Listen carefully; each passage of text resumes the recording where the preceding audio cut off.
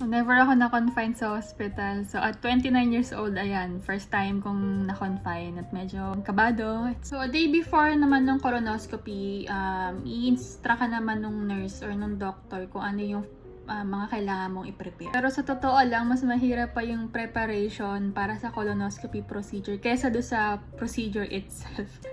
Talagang labanan. Retouch muna tayo ng konti. Yan. Para akong kulang sa dugo. Kala mo magpo-promote ako, no? Hindi ako magpo-promote. Tsaka na yan. So, ayun. Todo fasting ang preparation for colonoscopy. The night before, light na lang dapat yung meal na kakainin mo. So, wala na masyadong rice, wala na masyadong heavy. 11 AM kinabukasan yung schedule ng colonoscopy ko. Parang by 6 PM dapat nakakain na ako ng dinner nun. Sa akin that time, pinabili ako ng 1 liter na Gatorade ata yun or Pocari Sweat. Tapos may hinalo lang na laxative, yung Surelax na powder yun, ihahalo mo dun sa 1 liter na Pocari Sweat or any juice na preferred mo. Tapos ayun na, literal, purgahan time.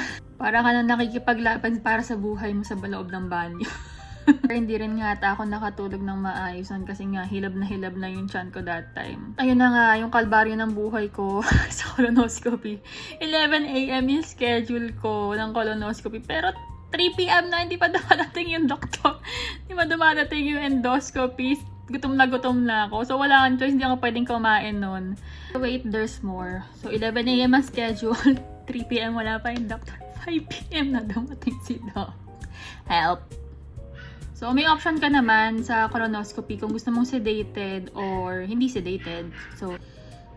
So kung sedated ka, may anesthesia yun. Alam ko, may extra cost din siya. So ako, pinili ko yung sedated kasi ayoko talaga na may nararamdaman.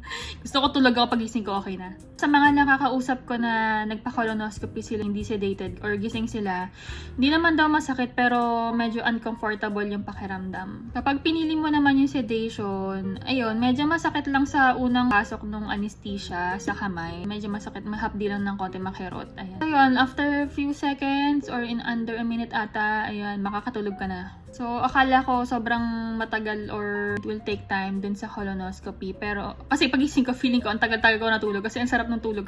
Ganun yung pakiramdam after mawala na yung effect ng anesthesia. Pagising ko, nandun na ako sa recovery room. Wala namang pain. Medyo discomfort lang kasi utot talaga ako ng utot after pagkagising ko.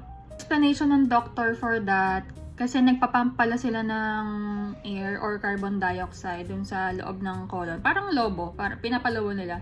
Kasi para mas makita nila na yung lining nung bituka mo. Para ma-check kung may polyp or kung meron may mga sugat or butas or anything na ma-check nila na hindi okay. Mabilis lang talaga yung procedure no colonoscopy kung hindi ka tulad dun sa akin na na-confine. So, same day procedure lang siya. Pwede ka rin makauwi after. Although, ikaw magdadrive ka pa-uwi after nung colonoscopy, I wouldn't suggest na mag-drive ka kasi medyo nakaka-groggy talaga yung anesthesia. So, ayun. Kaya nga may kasama.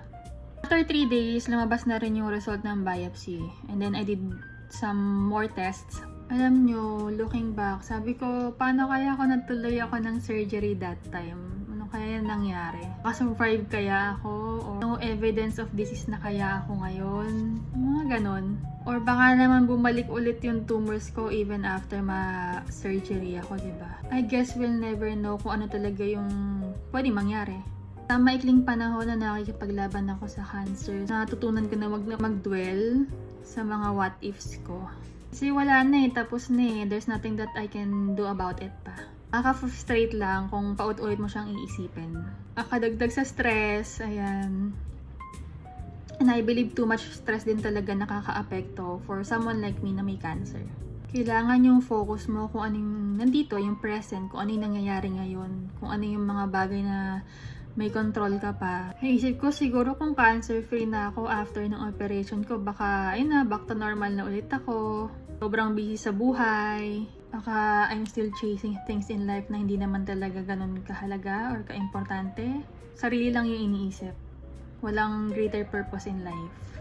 So, before ko i-end tong second part or yung part 2, share ko lang din itong mga nakatulong sa akin before. Until now, nakakatulong pa rin naman talaga. Yung life verse ko, one of my life verses, ayan, sa Romans 8:28.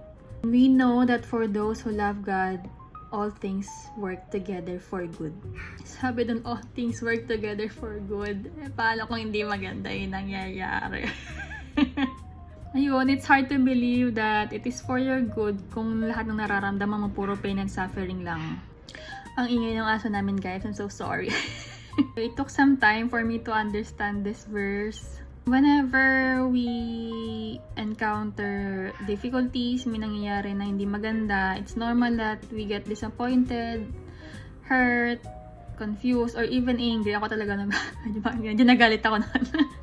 And it's valid that we feel that way. Alam naman ni Jesus yan. Naniniwala talaga ako na kahit pag ganito yung nangyari sa akin, gumaling man ako o hindi, yun, all things work together for good. Or maybe even for the good of the people around me. Pero Lord, baka naman, cancer-free na please. I may not see it now. Hindi ko man maintindihan yung nangyayari, or mangyayari pa. I know behind the scene, God is working. May greater purpose. Ayun yung importanteng part, yung second half ng verse. We know that for those who love God, all things work together for good. Yung second part, for those who are called according to His purpose. Hindi naman sa namamaalam ako But with the little time that I have here on earth, or we, lahat naman tayo, diba? Limited yung time.